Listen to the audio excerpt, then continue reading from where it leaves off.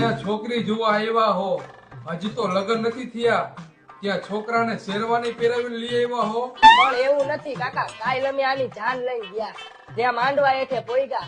જે છોકરી આરે આના લગ્ન કરવાના હતા ને, ઈ છોકરી આને જેવો જોયો ને તા ઈ બીજા કોકને લઈને ભાગી ગઈ.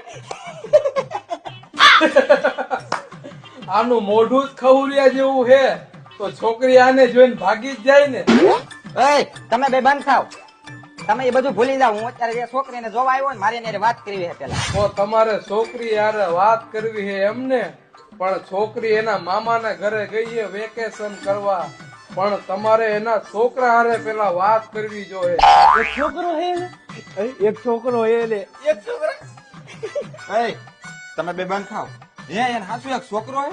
એક છોકરો નહીં, એને 3 છોકરી અને 1 છોકરો, ટોટલ